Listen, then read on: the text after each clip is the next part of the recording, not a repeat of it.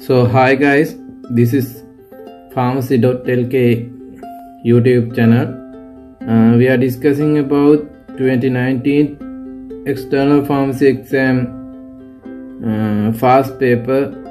We are in 21st MCQ. We already uploaded single version of this question, and this is for those who can't understand single explanations.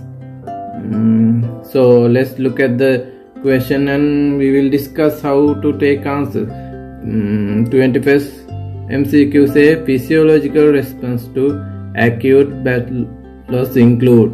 Physiological mean it's a response to something from our body. If we consider about blood loss, we actually classify blood loss into the main two parts, that's acute blood loss and chronic blood loss. For example, you got an injury or local tissue damage, you are going to bleed, it is a acute blood loss. When you have peptic ulcer like condition, you are bleeding from your GIT chronically, it is chronic blood loss. Another way to classify blood loss is external blood loss and internal blood loss. For example, in a condition like hemorrhoid, you are externally lost that. In a condition like hemorrhagic stroke, you are internally bleeding, that's internal blood loss. So you got a rough idea about what is blood loss. So we are going to the statement to statement. Statement 1 say erythropoietin secretion. In here they state as secretion, that means increase the production. So they say erythropoietin secretion increase. What is erythropoietin? We have another name for it. It abbreviates as EPO. This is a hormone mainly secreted from the cells present in our kidneys. This is mainly act by increasing our RBS, otherwise red blood cell production increasing. As we know, it's called erythropoiesis. From our bone marrows, they increase the RBS production. Most specifically, this happens with the chronic blood loss. Prolonged low oxygen level in blood increase the erythropoietin secretion in chronic blood loss. In here question is have acute blood, but in acute phase there is a small quantity can increase. So we have to take this as a true. Doubtful statement, but minimum amount can increase. In statement B, they say inhibition of vasopressin secretion.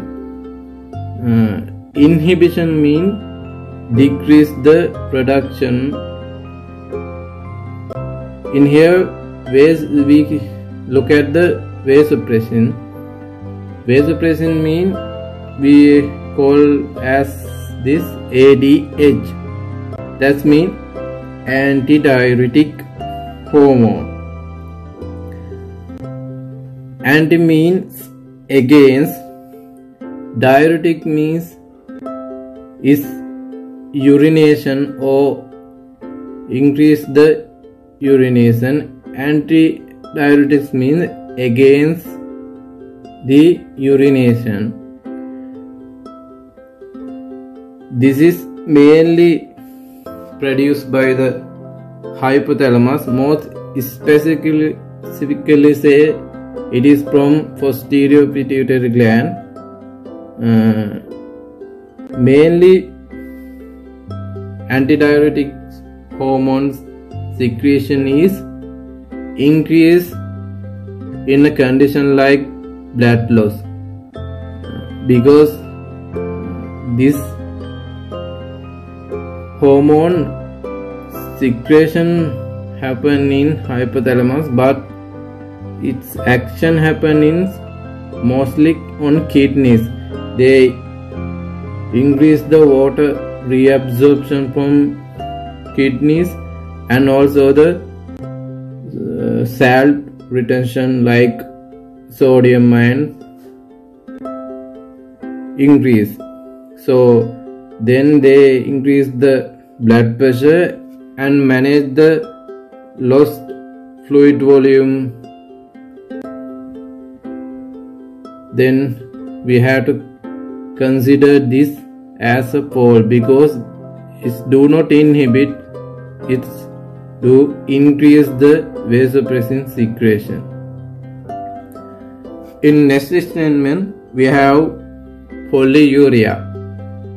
As we know, poly means many. Urea refers to the urination. Polyuria means many urination or increased urine output.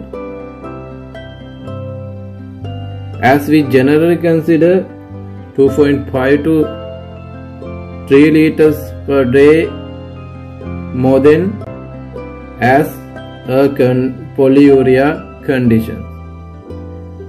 In blood loss, body try to shut down the fluid loss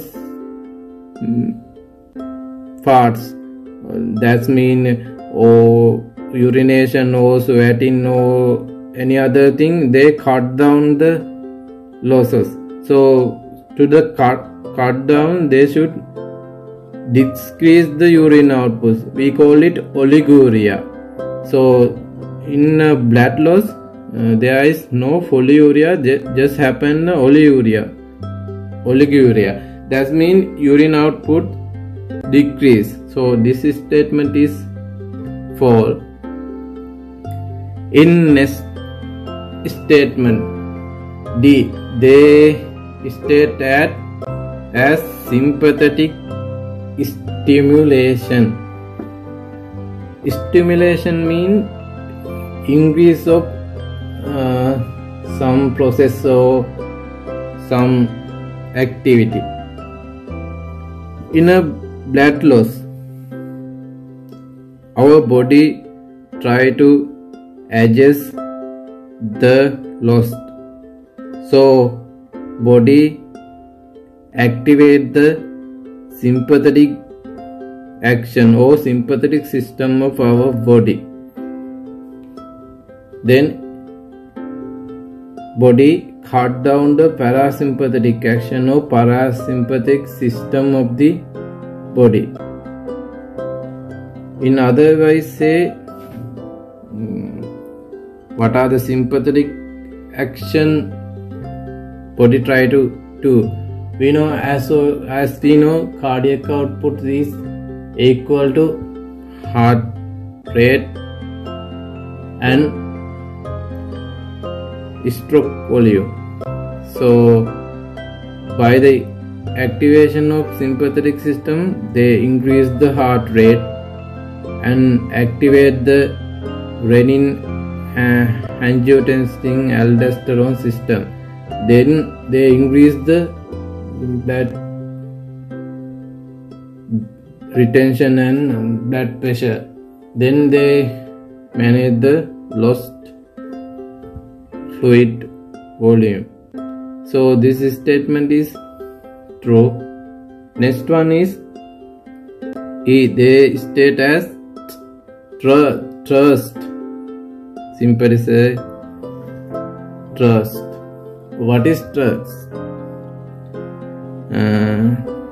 Trust is a physiological mechanism that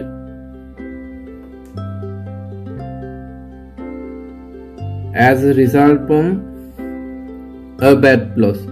This is a message that our brain say our fluid volume is low, you should have to take more water. So mainly this happen from the hypothalamus because in a blood loss, blood osmolarity increase, so body try to decrease the osmolarity by increasing the fluid intake. So hypothalamus send a message to us as trust to increase our water intake. So this statement is true as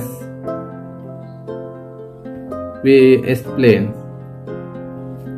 So next one we will see briefly those things how gonna happen. In a hemorrhage condition, our venous return going down, central blood volume going down. After that, stroke volume going to decrease and cardiac output decrease, atrial blood pressure decrease, atrial volume decrease. So this kind of situation, our body recognize the BP loss, so by the baroreceptors and chemoreceptors. So cardiovascular center in the medulla recognize this, and he activate the sympathetic system, increase the heart rate, atrial contraction and venous contraction, and renin release. Why they increase the cardiac output, atrial pressure and total peripheral resistance, venous capacity. So in second diagram, decrease blood pressure and volume is managed from two main ways. First one is endocrine mechanism, second one is neural mechanism. In an endocrine mechanism, they secrete ADH, antidiuretic hormone, angiotensin to convert in enzyme in aldosterone, erythropoietin release, and increase the blood volume and manage the hematosis restores. In a neural mechanism, baroreceptors and chemoreceptors stimulations, cardiovascular center stimulator, general sympathetic activations like release of norepinephrine and epinephrine, they increase by cardiac output, peripheral vasoconstriction, blood pressure increase, venous reverse, otherwise venous return decrease, then manage the hematosis restore. That means our body adjusts the hemorrhagic conditions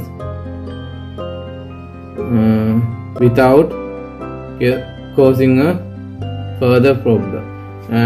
As we discussed, you should have to take an idea about the blood loss, and you should learn in this question how to pass another question like this. So read about blood loss, how to manage in symptoms and signs, what are the protocols for treatments. So it's up to you for the further learning. We will meet from another question. So bye.